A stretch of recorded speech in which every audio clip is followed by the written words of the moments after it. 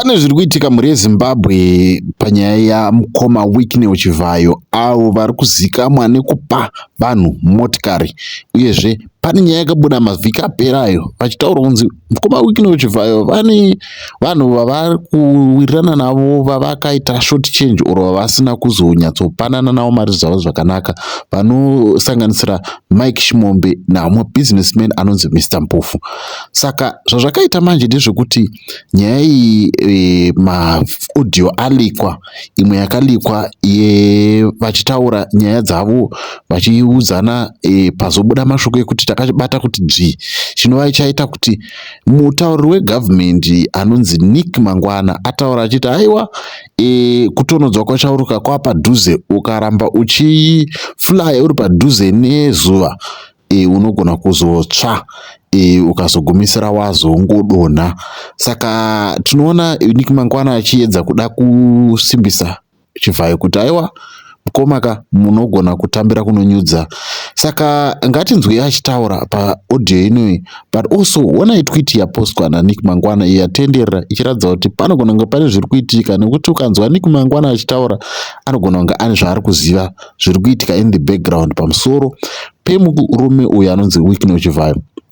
But mubvunzo wangu ndewekuti zvichaitika here kana kuti kungova kutaura kwekuda kungotifadza uri kuda kufadza mhuri yeZimbabwe iyo iri kuti aiwa isusu kana tisina kuwanzi enda munoona Victor toda kuzvidira jecha, kana tisina kunzi endai munotora Akwa hatoda kuzvidira jecha. Mukomana ari kudya mari yemagetsi sekutaura kwavamwe, kana kuti yeproject yemagetsi esolar zvinova zvinotaurwa nevazhinji. Asi daunzwa kubva kwamuri semhuri yeZimbabwe kuti munotokudii nemashoko abuda aya, uyezve mukomana haasi akutambira here kunonyudza, mukomana here haasi akutambira kunonyudza pamusoro pekutaura pamusoro pemutungamiri wenyika. Ngatisangane pamavhidhiyo anoteera imi muchitipo maonero enyu nyaya iyi, tichibva tanzwa kuti munofungei nezviri kuitwa nemukomana Wicknell Chivayo. Ngatisangane pamavhidhiyo anoteera, inzwai audio iyi. Good morning, members.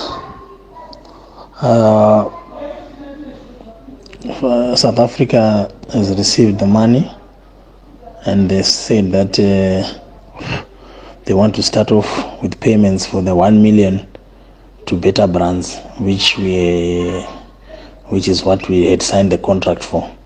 Then after the holiday, we've been able to engage them because we had agreed to top 7 days. Marisa zovanetsa nemoney laundering act kuti vaitenge as if vari kumhanya stere kuda kuburitsa mari. Saka for Easter purposes ndaisa pressure kuti ashama tisire 1 million edi at least timbotanga kumhanya.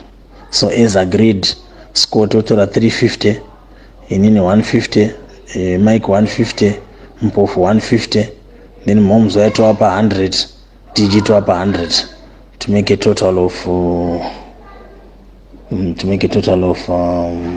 1 million, and 150 by 4 is 600. Then Scott 200 yake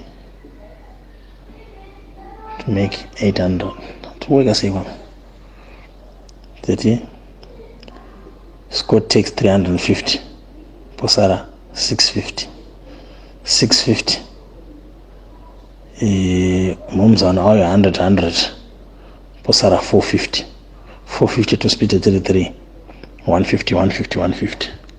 Saka mari yese ikaenda 18 million rands account kwa Scott, it's a new account yakavhura last month, inonofrizwa FNB ko.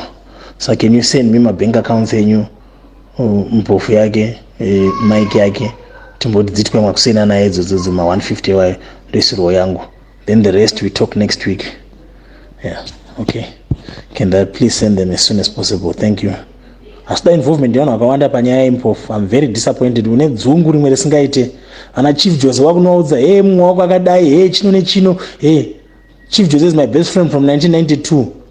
Ungandidaro shosho kuenda unoshanda naMpofu ndiri stuck zvandakaita izvi, ndinoti vanhu vakandikanya panyaya yembudzi vada kuti vari kundithreaten, uenda unoshanda naMpofu. I told you let's do this privately, but you are going all over the show saying all sorts of things, all sorts of threats. Hazvipere mushe. Hatisi muzoti simba racho raona rabva rawanda sterek sei. And to be honest, even this is my company printing. To be honest, I'm not even interested. I want us to finish this next week. Then we shake hands. Because this is pointless. I'm saying we are teaching. I have an opportunity. Now, if you want to chat, I'm attending. I'm going to attend. Mukoto mukontrol iko moito mari munhu zoti yoti chakupa yakati ndingapindire zvamuri kuita partners enyu amuri kuita ikoko. But then you are causing a big man. Kana kuti kubroka kana kuti chikuru kupa that excitement kana kuti disrespect. I don't understand. 2 minutes wafona pa 2 minutes wadai 2 minutes wadai. Why are you involving an agency? Wapinda papi? Why can't you be calm? Sakamarada anakana tsvautara na anyone. I'm just disappointed.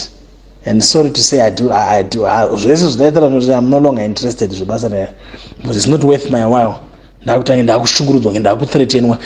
minutes hey shamar, I don't work with people who threaten me.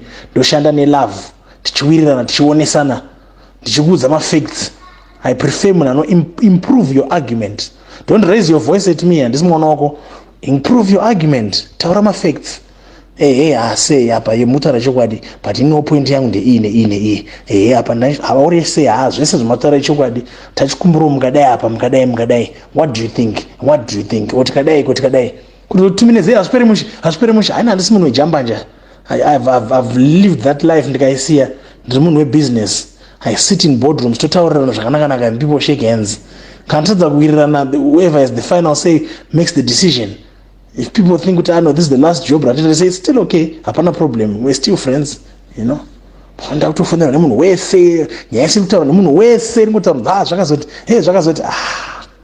just disappointing. Anyway, do to me my banking details as fast as possible.